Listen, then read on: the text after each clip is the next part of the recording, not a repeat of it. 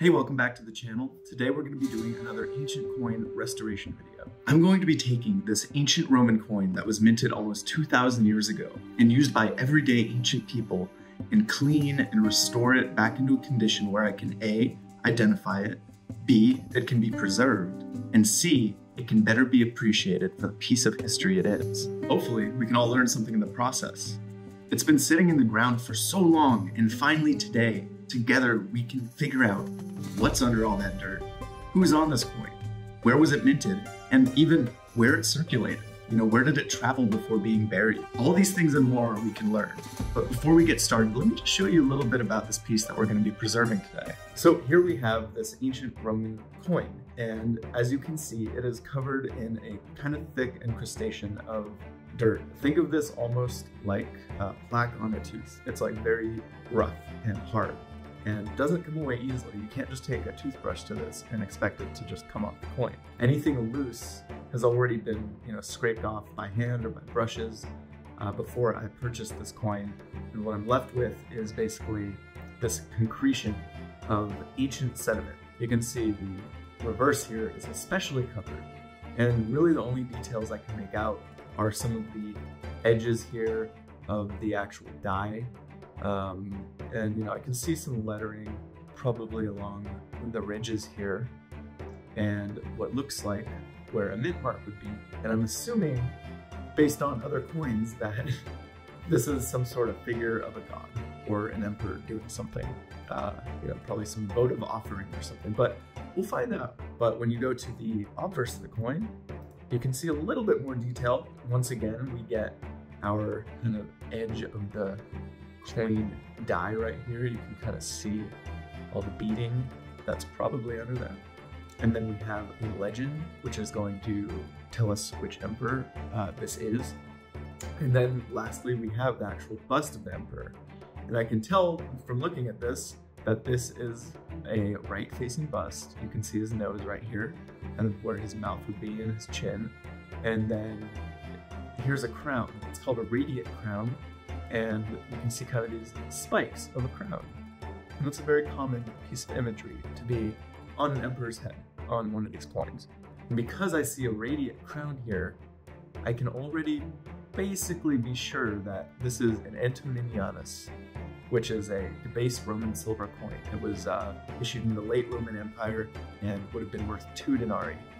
But we'll get into that later. So yeah, we can see a little bit of the emperor, we can see a little bit of the legend, and then on the reverse, it's kind of the same deal. We can see, a little bit of what is probably the legend, and then just, some semblances of detail under there. Just looking at this, I can tell that the coin has a pretty good strike to it, meaning that when, the actual artisan struck the coin between 2 dies of metal with a huge hammer, the dies were pretty sharp, they were pretty fresh, so it really cut into that metal, leaving a really high relief. And even though there's a bunch of dirt and, whatever encrusted on here, we can still see that, some of that high relief is coming through. So that kind of bodes well for how this coin is going to clean up and how it's going to look when it's done. Before I get started into cleaning, I just want to say one more thing I'm going to be trying to do with this coin is kind of a minimalistic cleaning. I'm not going to be trying to take off all the sediment in every single area. I'm going to be trying to just take off the dirt where the actual imagery is. So really accentuating that high relief and hopefully keeping the original sediment of where the coin was buried in all the fields of the coin in between all the details. If successful, this coin cleaning method is really cool and it's less destructive to the coin, and I just think it looks better. So that's just my opinion though. Let's see how it turns out. Alright, so we're about to start cleaning the obverse of the coin.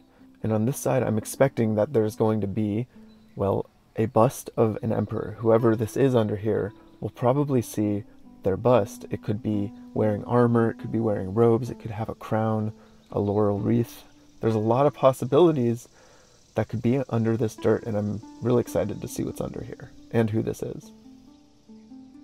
Now there's a lot of loose dirt that's been, kind of just been freed up by the long soak that this had.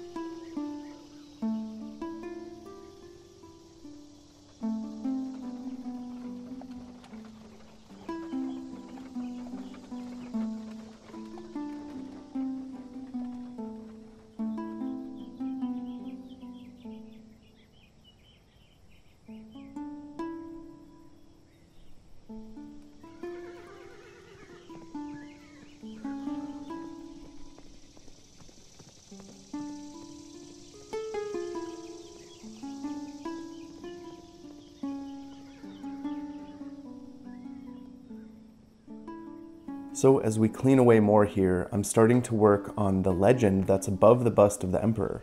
And this is normally where you can read the name of the Emperor. And as I scrape away on these letters, I can start to read Probus.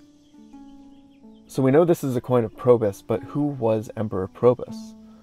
Well, he was the Roman emperor from 276 to 282 AD. And he rose to power amidst what's called the crisis of the 3rd century. This was a time that's characterized by instability and external threats in the empire. And Probus was known for focusing on military campaigns that restored order and expanded the Roman territory. So a lot of his coins will be picturing kind of military motifs and showing him wearing full armor. Through this, Probus's coinage served not only as a medium of exchange, but also as a propaganda tool. And overall, Probus's coinage reflected his reign's focus on military prowess, economic stability, and imperial authority. I think it's really cool that we can actually work on restoring one of these pieces that shows a portrait of the emperor.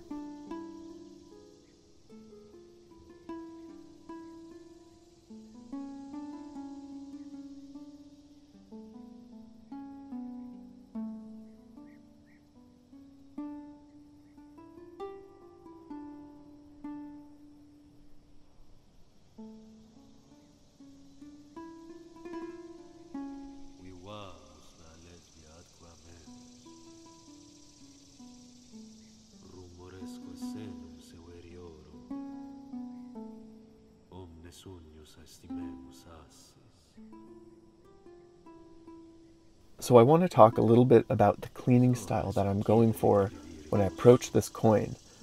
And I wanted to think about this method because it's important that, you decide this before you start scraping stuff away, because you can't put dirt back on the coin. So if you're going to go for a more understated style, you got to know what you're going for and where you're aiming to actually clean. So for this coin, I'm going to go for a very understated cleaning style where I'm actually going to try to keep most of the dirt in the fields and only remove sediment fully from the parts where the design is raised and where the details are. This can give a very striking and artistic look to a restored coin, and when possible, it's my goal to clean coins in this manner. So I think if I can manage to keep just a thin layer of dirt on this coin, that'll just add to the history that it's able to preserve.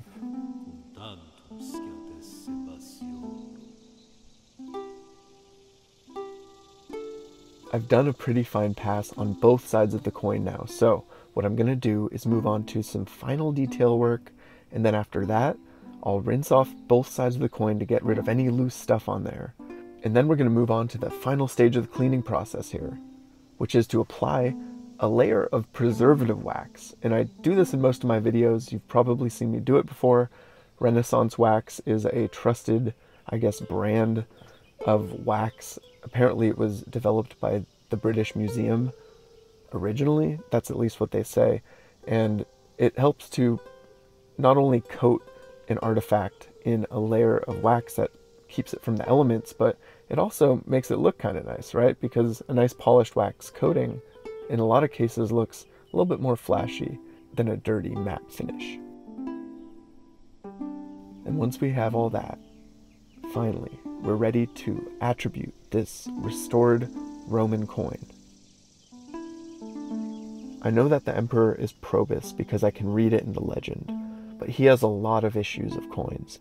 So we're going to have to do some digging to actually narrow it down and find out exactly what we're holding here. And normally where I start is by going to wildwinds.com. I like to start with wild winds because there's a number of search functions here. The one I normally use is to sort by emperor. And since I know this is Probus, I can go into the imperial coins of Probus and start searching for, firstly, the design or mint mark. So I started searching through the Probus section of wild winds, and I wasn't able to find an exact match. Some coins were getting pretty darn close, but the thing is, some of the mint markings were off. Our coin has what I can only guess to be the letter Q in a field, and I couldn't find any examples of this officina mark on any of the coins on wild winds. So this kind of stumped me because I didn't have really a vast knowledge of the coins of Probus or resources to search out what this exact officina mark was. So my next resource is one of my favorites. It's Reddit. r/Ancient Coins is a really good community. I've learned a ton there, and I've been semi-active for several years now. There's really good folks over there, and they're super knowledgeable, much more so than I am. And they've been in the hobby for way, way longer. So I posted the coin on Reddit, and immediately I got some really great feedback from several users. And one of them, under the name of Bono Imp, left a comment that gave me a lot of interesting information about this issue of coin, and he also linked to a similar example in his own collection. Finally, we'd found it. We'd found the Q officina mark with the XXI mint mark. Amazing. So thank you, Bono Imp, for all your help, because now we can be sure exactly what we're holding here.